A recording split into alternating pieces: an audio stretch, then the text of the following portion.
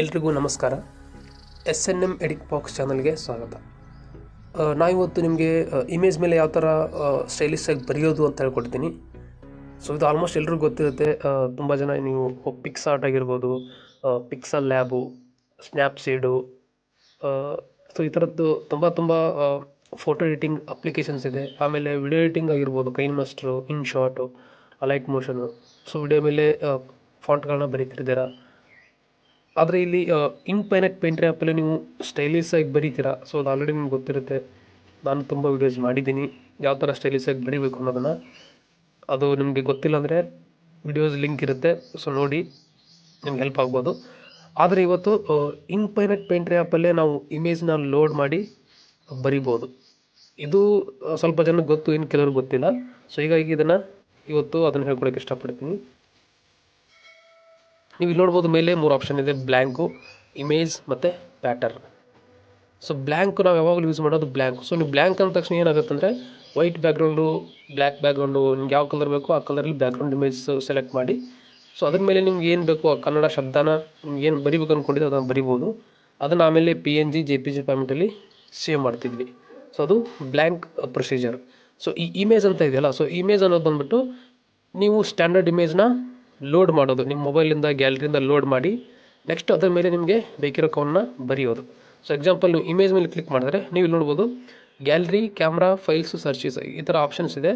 So ನೀವು first ಏನು ಮಾಡಬೇಕು ಅಂದರೆ ನಿಮ್ಗೆ ಬೇಕಿರೋ ಇಮೇಜಸ್ನ ಗೂಗಲಿಂದ ಫ್ರೀ ನೋ ಕಾಪಿರೈಟ್ ಇಮೇಜಸ್ ಸಿಗುತ್ತೆ ಪಿಕ್ಸಲ್ಸಲ್ಲಿ, ಪಿಂಟರೆಸ್ಟಲ್ಲಿ, ಇಮೇಜ್ ಸರ್ಚ್ ಅಪ್ಲಿಕೇಶನ್ಸಲ್ಲಿ. ಸೊ ಅದರಿಂದ ನೀವು ಡೌನ್ಲೋಡ್ ಮಾಡಿ. ಸೊ ನೀವು ಗ್ಯಾಲರಿಗೆ ಹೋದರೆ, ಸೊ ನನ್ನ ಹತ್ರ ತುಂಬ ಪಿಕ್ಚರ್ಸು ನಾನು ಸೇವ್ ಮಾಡಿದ್ದೀನಿ. ಸೊ ಇಲ್ಲಿ ನಿಮ್ಗೆ ಕಾಣಿಸ್ತಾ ಇರುತ್ತೆ. ಸೊ ಅದೇನು ಮಾಡ್ತೀನಿ ಅಂದರೆ ಇವಾಗ ನಿಮ್ಗೆ ಯಾವ ಇಮೇಜ್ ಬೇಕಿರುತ್ತೋ ಆ ಇಮೇಜ್ನ ಲೋಡ್ ಮಾಡಿ.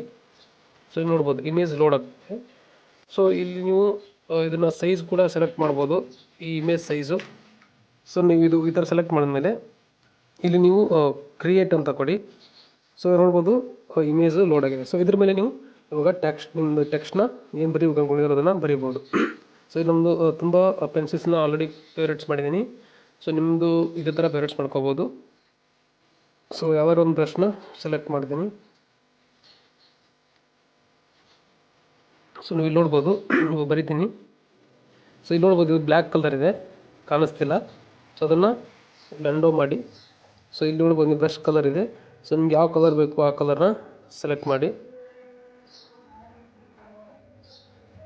ಓಕೆ. ಸೊ ಎಕ್ಸಾಂಪಲ್, ಇವಾಗ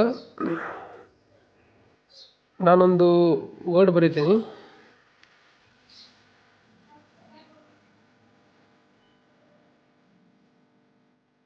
ಸೊ ಇವಾಗ ಈ ಥರ ಬರೆದು ಏನಾಗುತ್ತೆ ಅಂದರೆ ಅದು ಬ್ರಷ್ ಸೈಜ್ ದೊಡ್ಡದಾಗುತ್ತೆ, ಇಮೇಜ್ ಸೈಜ್ ಕಮ್ಮಿ ಇರುತ್ತೆ. ಸೊ ಹೀಗಾಗಿ ಕಂಪ್ಲೀಟಾಗಿ ನಿಮ್ಮ ಇಮೇಜ್ ಫುಲ್ಲು ಅದು ಓವರ್ ಹೈಟ್ ಆಗುತ್ತೆ. ಸೊ ನಿಮ್ಮ ಇಮೇಜ್ ಕರೆಕ್ಟಾಗಿ ಕಾಣಿಸಲ್ಲ. ಸೊ ಅದಕ್ಕೆ ನೀವು ಏನು ಮಾಡ್ಬೇಕು ಅಂದರೆ ಇಮೇಜ್ನ ಜೂಮ್ ಮಾಡಿ ನೋಡಿ, ಈ ಥರ 2 ಫಿಂಗರ್ ಯೂಸ್ ಮಾಡಿ ಇಮೇಜ್ನ ಜೂಮ್ ಮಾಡಿ.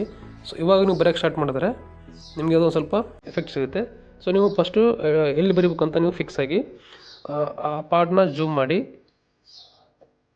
ಇವಾಗ ಬರೀರಿ.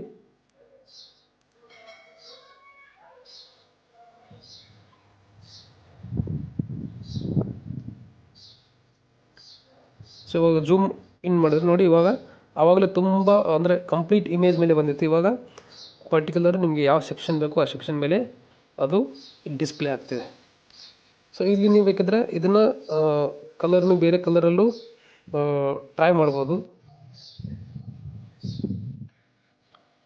ನೋಡ್ಬೋದು, ನೀವು ಬೇರೆ ಕಲರಲ್ಲೂ ಟ್ರೈ ಮಾಡ್ಬೋದು, ಬಟ್ ಅದು ಕಾಣಿಸಲ್ಲ. ಯಾಕಂದರೆ ಇದು ವೈಟ್, ಈ ಬ್ಯಾಕ್ಗ್ರೌಂಡು ಎಲ್ಲೋ ಮತ್ತು ರೆಡ್ ಕಾಂಬಿನೇಷನ್ ಇರೋದ್ರಿಂದ ವೈಟ್ ನಿಮಗೆ ಚೆನ್ನಾಗಿ ಕಾಣಿಸುತ್ತೆ. ಸೊ ನಿಮಗೆ ಇನ್ನೊಂದು ಎಕ್ಸಾಂಪಲ್ ತೋರಿಸ್ತೀನಿ.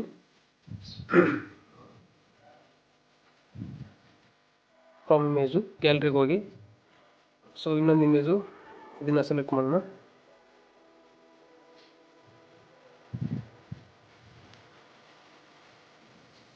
ಸೊ ಕ್ರಿಯೇಟ್ ಅಂತ ಕೊಡಿ.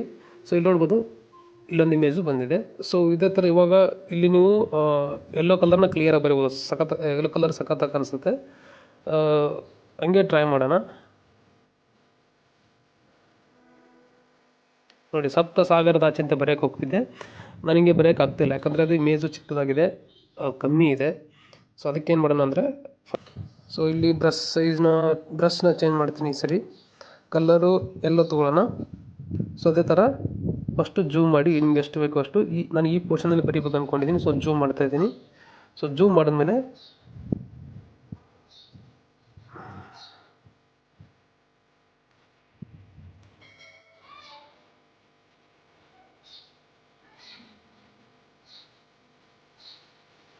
ಸಪ್ತಸಾಗರದಾಚೆ ಎಂದು.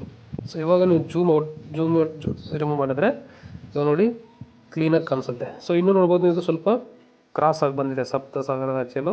ಸ್ವಲ್ಪ ನೀವು ಟಿಲ್ಟ್ ಮಾಡಿದ್ರೆ ಬರೆಯೋ ಟೈಮಲ್ಲಿ ಸ್ವಲ್ಪ ನೀವು ಈ ಕಡೆ ಬರೆಯೋಕ್ಕೆ ಸ್ಟಾರ್ಟ್ ಮಾಡಿದ್ರೆ ಸ್ಟ್ರೈಟ್ ಆಗಿರುತ್ತೆ.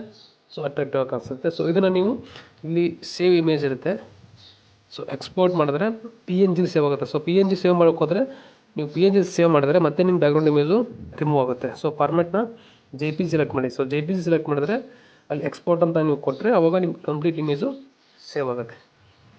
ಸೊ ಇದು ಇಮೇಜ್ ಮೇಲೆ ಡೈರೆಕ್ಟಾಗಿ ನೀವು ಬರಿಬೋದು. ಸೊ ನಿಮಗೆ ಕೆಲವರಿಗೆ ಮೊಬೈಲಲ್ಲಿ ಸ್ಟೋರೇಜ್ ಪ್ರಾಬ್ಲಮ್ ಇರುತ್ತೆ, ರ್ಯಾಮ್ ಪ್ರಾಬ್ಲಮ್ ಇರುತ್ತೆ, ಮೊಬೈಲ್ ಹ್ಯಾಂಗ್ ಆಗ್ತಿರುತ್ತೆ, ತುಂಬ ಅಪ್ಲಿಕೇಶನ್ಸ್ ಯೂಸ್ ಮಾಡ್ತಾ ಇದ್ದಾಗ ಹ್ಯಾಂಗ್ ಆಗುತ್ತೆ. ಸೊ ಆ ಟೈಮಲ್ಲಿ ಅವ್ರು ಏನು ಮಾಡ್ತಾರೆ ಅಂದರೆ ಪಿಕ್ಸೆಲ್ ಲ್ಯಾಬ್ ಆಗಿರ್ಬೋದು, ಪಿಕ್ಸಾರ್ಟ್ ಆಗಿರ್ಬೋದು, ಸ್ನ್ಯಾಪ್ಸೀಡ್ ಆಗಿರ್ಬೋದು, ಲೈಟ್ ರೂಮ್ ಆಗಿರ್ಬೋದು, ಅವ್ರಿಗೆ ಅದು ಮೊಬೈಲಲ್ಲಿ ಸಪೋರ್ಟ್ ಮಾಡ್ತಿರಲ್ಲ ಕೆಲವರಿಗೆ. ಸೊ ಆ ಟೈಮಲ್ಲಿ ಇದು ಅಷ್ಟು MB ಹಿಡಿಯಲ್ಲ, ಅಷ್ಟು ರ್ಯಾಮು ಯೂಸೇಜು ಇಲ್ಲ. So simple application. ಸೊ ಇದ್ರ ಮೇಲೆ ಡೈರೆಕ್ಟಾಗಿ ನೀವು ಯೂಸ್ ಮಾಡಿದ್ರೆ ನೀವು ಇದರಲ್ಲೇ ಸ್ಟೈಲಿಶಾಗಿ ಬರಿಬೋದು. ಪ್ಲಸ್ಸು ಬೇಕಿರೋ ಇಮೇಜ್ನ ನೀವು ಇಲ್ಲೇ ಇಂಪೋರ್ಟ್ ಮಾಡಿಕೊಂಡು ಕ್ಲೀನಾಗಿ ನೀವು ಎಕ್ಸ್ಪೋರ್ಟ್ ಮಾಡಿದ್ರೆ ನಿಮ್ಗೆ ಒಳ್ಳೆ ಔಟ್ಪುಟ್ ಸಿಗುತ್ತೆ. ತುಂಬ ಚೆನ್ನಾಗಿರುತ್ತೆ, ಈಸಿಯಾಗಿರುತ್ತೆ. ಸೊ ವಿಡಿಯೋ ಇಷ್ಟ ಆಗಿದ್ದರೆ ದಯವಿಟ್ಟು ಸಬ್ಸ್ಕ್ರೈಬ್ ಮಾಡಿ, ಶೇರ್ ಮಾಡಿ, ಸಪೋರ್ಟ್ ಮಾಡಿ. ಡಿಸ್ಕ್ರಿಪ್ಷನಲ್ಲಿ ನಂದು ಟೆಲಿಗ್ರಾಮ್ ಲಿಂಕ್ ಇದೆ. ಸೊ ಅದಕ್ಕೆ ಜಾಯ್ನ್ ಆಗಿ ನಿಮ್ಗೆ ಏನಾದರೂ ಡೌಟ್ಸ್ ಇದ್ದರೆ ನನಗೆ ಮೆಸೇಜ್ ಮಾಡಿ ಕೇಳಿ. ಆ ಟೆಲಿಗ್ರಾಮ್ ಗ್ರೂಪ್ಗೆ ಜಾಯ್ನ್ ಆಗಿ. ಸೊ ಗ್ರೂಪಲ್ಲಿ ನಾನು ಈ ಥರದ ಫಾಂಟ್ಸ್ನ ನಾನು ಬರೆದು ನಿಮಗೆ ಕಳಿಸ್ತಾ ಇರ್ತೀನಿ. ಸೊ ನೀವು ಆರಾಮಾಗಿ ಅದನ್ನು ಸೇವ್ ಮಾಡ್ಕೋಬೋದು, ಡೌನ್ಲೋಡ್ ಮಾಡ್ಕೋಬೋದು. ಸೊ ನಿಮ್ಗೆ ಬೇಕಾದ ರೀತಿಲಿ ಯೂಸ್ ಮಾಡ್ಕೋಬೋದು. ಸೊ ಮತ್ತೆ ಇಂಥಷ್ಟು ವಿಡಿಯೋ ಇನ್ನೊಂದು ಮಾಹಿತಿಯೊಂದಿಗೆ ಮತ್ತೆ ಬರ್ತೀನಿ. ಅಲ್ಲಿವರೆಗೂ ಧನ್ಯವಾದಗಳು.